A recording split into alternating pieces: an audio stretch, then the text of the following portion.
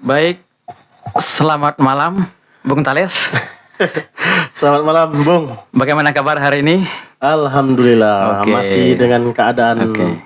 yang sehat, Oke, ya. sempurna. Oke, syukurlah. Pada malam hari ini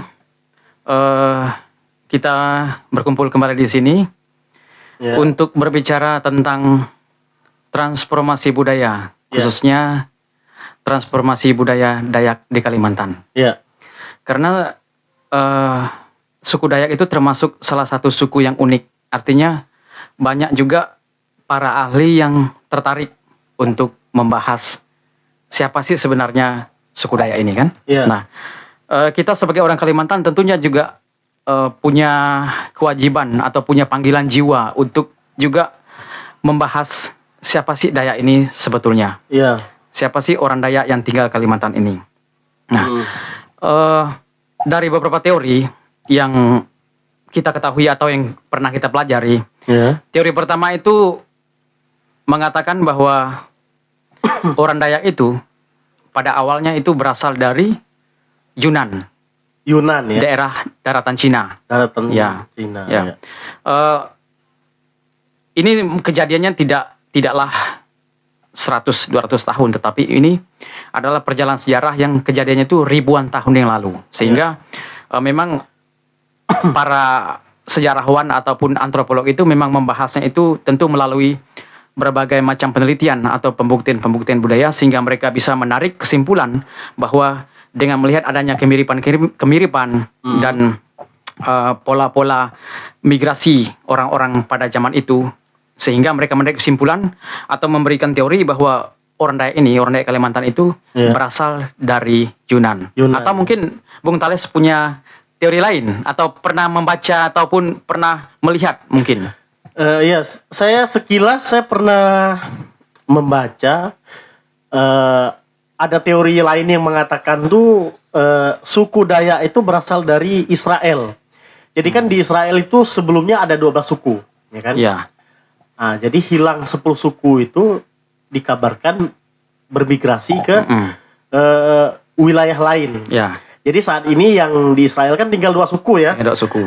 Suku Yehuda dan Benyamin ya. Ya, Nah, jadi ada teori yang mengatakan seperti itu. Itu mungkin ya ribuan tahun yang lalu ya, ya kan. ya, kejadiannya ribuan tahun lalu. Jadi ya mungkin sebelum air makin naik Ya. kan. Dulu kan mungkin pulau masih bersatu gitu kan. Bersatu ya, iya, ya, itulah bayangan kita kan. Kalau teori seperti itu rasa tidak masuk akal. Tetapi bumi yang kita lihat sekarang ini tentunya beda dari Berbeda, bumi sangat berbeda dengan bumi yang dulu. Ya, Heeh. jadi itulah dua teori yang setidaknya memberi beberapa pengetahuan untuk kita kan. Walaupun dua teori ini kita juga tidak bisa mengatakan kebenarannya 100%. Inilah sebuah teori kan. Iya, teori. Meskipun ya memang para ilmuwan atau sejarawan itu tidaklah menemukan secara cuma-cuma. Mereka punya dasar, punya metodologi dan punya cara yang cukup bisa dijadi rujukan sehingga mereka bisa menarik kesimpulan. Ya setidaknya kita pada malam hari ini membahas dua teori itu ya, teori Iya. Yunan dan teori suku Israel. 10 suku Israel 10 tadi suku ya, 10 dari suku 12. dari 12 tadi kan. Iya. Nah, jadi setelah mereka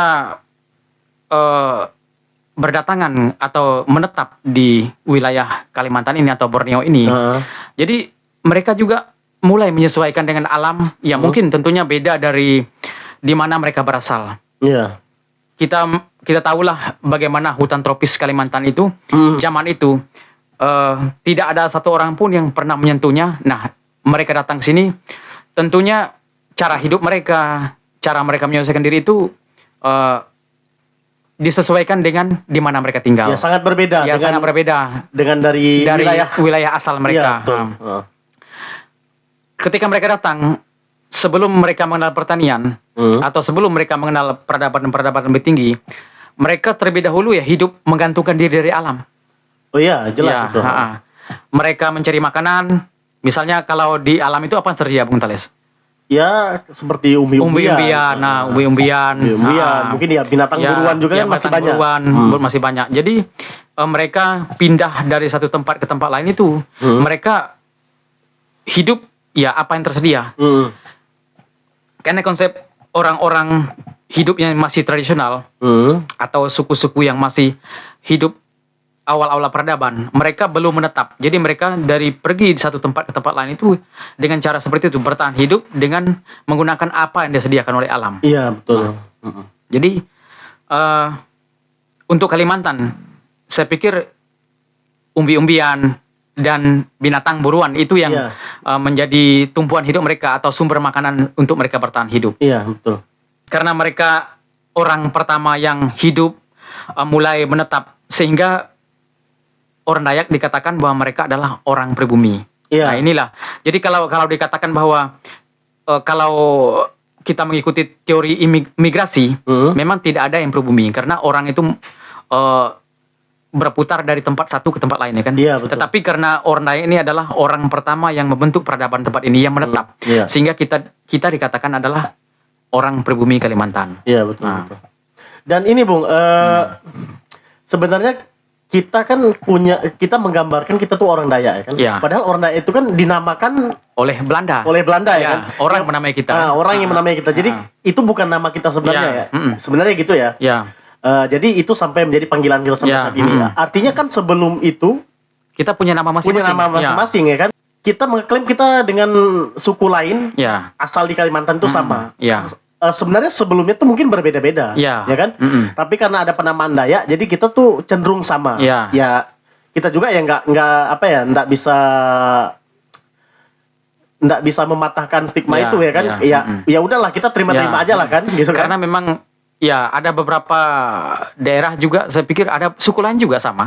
Beberapa suku lain juga dinamakan oleh orang luar, ya kan? Ya, Juga ada benua-benua kan yang dinamakan oleh orang luar. Nah, padahal sebelum benua itu dinamakan benua A atau benua B atau ditemukan si A si B, Iya. itu orang asli sudah ada di situ. Tentu mereka punya nama sendiri, ya kan? Iya, iya. Tentang di mana mereka tinggal, lalu mereka sukunya nama apa. Tetapi itu fakta sejarah tentunya untuk sekarang ini tidak bermasalah bagi kita. ya, Itu bisa dipakai dan itu digunakan setidaknya untuk menyatukan. Ya, Jadi betul, ada juga hikmahnya kan, Iya, ada ada juga nilai sisi positifnya. positifnya. Jadi kita sekarang kita tidak meratapi apa yang menjadi kecelakaan sejarah, tetapi kita mensyukuri mengelolanya sehingga itu menjadi positif. Kan? Iya, betul, Nama-nama betul. itu kita kelola menjadi positif sehingga kita bisa disatukan di dalam yang kita namakan adalah Dayak. rumpun Dayak tadi. Iya, Kan? betul. Artinya ini kan karena mungkin kecocokan alam, artinya memutuskan untuk tinggal di Kalimantan. Ya. Gitu ya, Bung ya? Dari situ ya seperti yang Bung jelaskan tadi, Iya. ya beradaptasi dengan alamnya, Iya. dengan mungkin dengan hewan-hewan di Iya. alam tersebut, dengan makanan di Iya. setempat itu kan. Dari situ mulai bermukim, Ya, Ya kan? menetap. mulai menetap, mulai bermukim, sehingga membentuk koloni-koloni, saya rasa ya.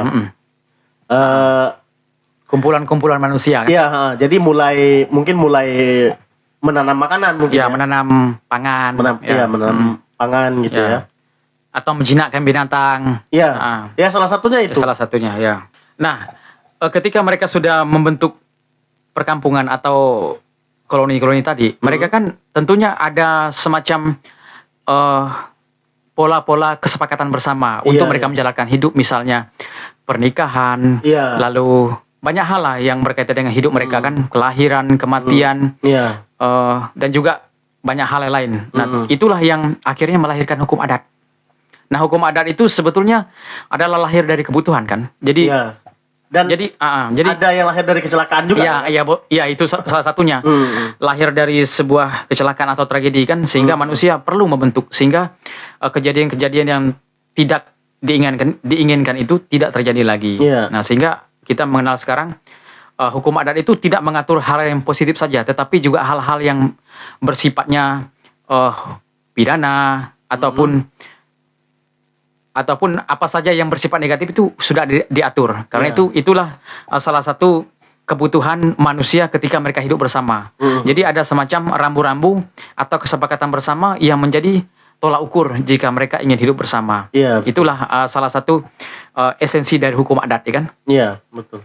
Dan ya kenapa hukum adat ya? Karena waktu itu belum ada negara. Iya, ya. belum ada negara. Jadi hukum itu kan diterapkan di setiap kumpulan. Ya, setiap kumpulan. Di setiap kumpulan, di setiap pemukiman Ya, itu kan berbeda-beda. berbeda-beda tentu sesuai kebutuhan kan. Sesuai kebutuhan. Dan sehingga mereka membentuk rumah-rumah tinggal, Ya. ya kan mungkin tadinya kan karena baru menetap mungkin ya tinggal sembarangan gitu Ya, kan di bawah pohon, di bawah pohon, iya. sehingga memutuskan untuk tinggal di sini karena ya tadi lah dari segi alamnya mendukung, Ya. sehingga dari koloni tersebut itu bikin rumah tinggal gitu. Mereka mulai membangun. Mulai membangun, mulai membangun ya dari seadanya kan, dari kayu-kayu dari gitu kayu kan. yang ada yang tersedia oleh alam. Lalu untuk menyatukannya, ya pada zaman itu belum ada paku kan. Ya. Ya, kita menggunakan akar atau rotan kan, Ya, yang rotan, ya. yang sesuai dengan di mana mereka tinggal, Iya. yang ada tersedia oleh alam ya kan. Nah, sehingga mungkin karena beradaptasi dengan lingkungan tersebut, mungkin mereka menciptakan rumah panggung. Iya. Kan? Ya kita tahu rumah adat Dayak itu kan Ya, tinggi-tinggi ya. tinggi, Karena untuk mungkin dari binatang buruan, Ya. dari binatang-binatang hutan ya, yang buas ya. Jadi arsitek itu kan tidak serta-merta lahir dari ide manusia saja, tetapi ide itu juga dipengaruhi oleh lingkungan di mana mereka tinggal. Sehingga kalau kita bercermin dari daerah lain juga kan, jadi kita juga mengenal rumah-rumah adat atau rumah tinggal dari suku-suku yang lain atau daerah atau pulau lain juga berbeda. Iya. Nah, setiap manusia atau setiap daerah mengembangkan rumahnya itu kan disesuaikan dengan kebutuhan, disesuaikan di mana situasi mereka tinggal.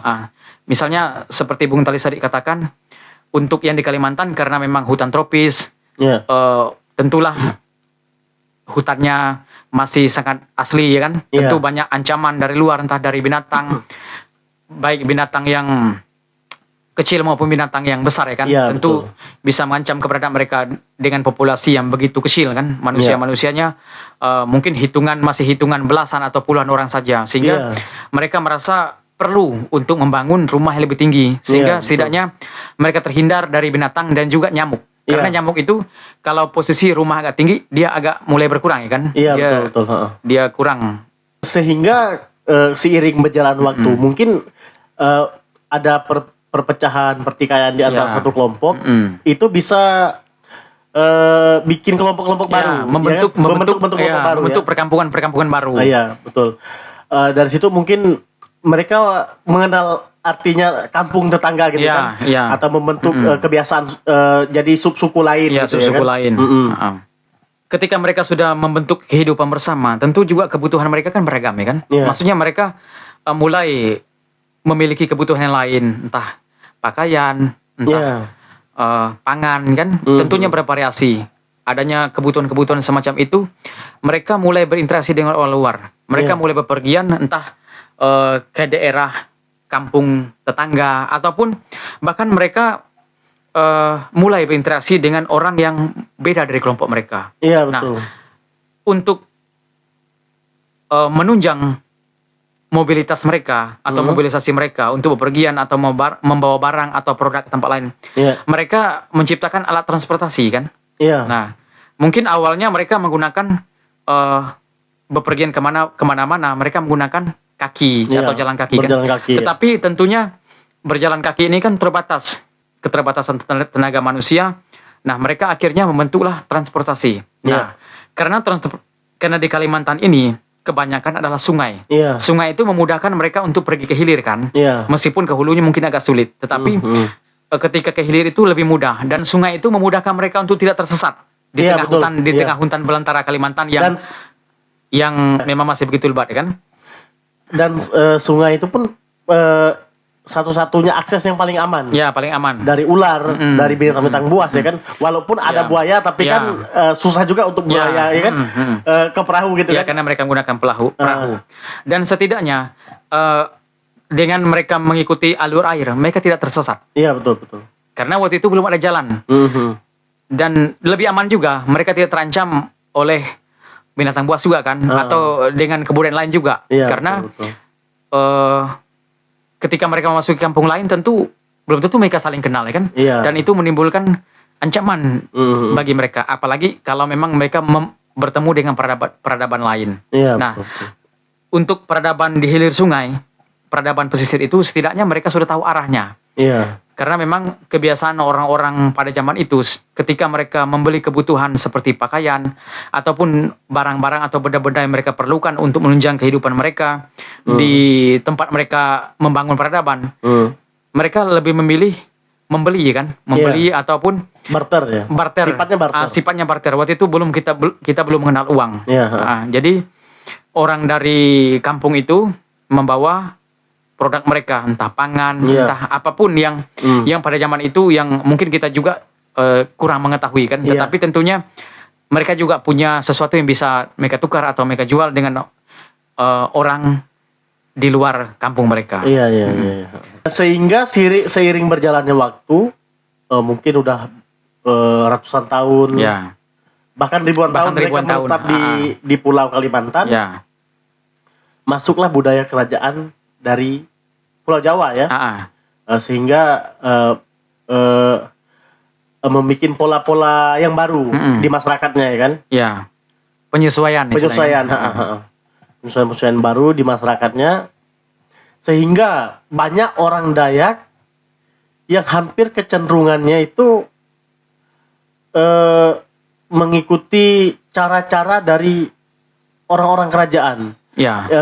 Mungkin dari faktor agama zaman dulu ya kan. Jadi ada yang kita sebut dewa-dewaan itu kan. Seperti jenis dewa atau ritual-ritual yang lainnya ya kan. Nah, setelah mereka berinteraksi dengan orang luar, tentunya ketika zaman sudah makin berubah, pendidikan juga menyentuh kehidupan mereka ya kan.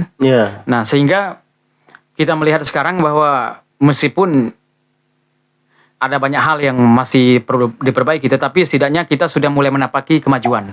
Kita mulai bergerak pelan-pelan untuk mengikuti peradaban ataupun daerah-daerah lain yang lebih maju dari kita kan. Ini tentunya sebuah perubahan budaya yang sangat luar biasa. Artinya kita menuju hal yang positif, hal yang baik. Sehingga kita mensyukuri, artinya bahwa kita mensyukuri pertemuan budaya, baik yang sifatnya dari kerajaan maupun dari budaya-budaya yang sifatnya dari luar, yang non kerajaan. Sehingga karena semua itu membawa dampak positif dari pertaniannya, dari arsiteknya, dari budaya mereka, cara mereka menghayati hidup, cara mereka bertindak, cara mereka berpikir, dan juga cara mereka bergaul. Nah, sehingga kita menemukan sekarang, apa yang kita lihat sekarang ini adalah hasil dari pertemuan budaya tadi. Atau dialektika yang menghasilkan sesuatu yang positif. Nah, ini generasi-generasi sekarang ini memang harus berkewajiban untuk meneruskan apa yang telah dimulai itu. Kita tidak boleh menyalahkan perjalanan sejarah. Orang-orang terdahulu pun juga, mereka juga terus berusaha. Kita tidak boleh mengatakan, oh mereka tertinggal karena tidak berusaha. Tetapi sebetulnya mereka juga sama seperti kita. Mereka juga terus menyesuaikan diri ini, sehingga sampai sekarang ini mereka bisa bertahan. Artinya kita suku Dayak sejauh ini itu terlahir dari upaya-upaya mereka untuk terus beradaptasi, terus mengembangkan diri untuk terus maju kan. Jadi untuk generasi-generasi sekarang ini, kita berkewajiban untuk menyesuaikan diri. Selalu penyesuaian. Selalu menyesuaikan diri semampu kita untuk berusaha terus maju dan terus berjuang, sehingga kita bisa menyesuaikan diri dan bisa bertahan dalam situasi apapun. Artinya dari sekian banyak yang telah kita bahas, itulah tadi bentuk transformasi dari kebudayaan Dayak ya. Dari titik awal sampai dia titik saat ini di era modern ini. Di era modern ya. Artinya mungkin banyak penjelasan yang belum bisa kita jelaskan. Tapi setidaknya itulah sekilas dari beberapa teori tadi ya. Kita ini kan mengambil kesimpulan dari teori ya. Jadi mungkin kalau banyak yang salah ya harap dimaklumi, ya kan? Tapi kalau ada benarnya ya bisa kita ambil pelajarannya. Kan begitu ya Bung ya. Oke lah, untuk podcast kali ini mungkin kita cukupkan sekian dulu ya.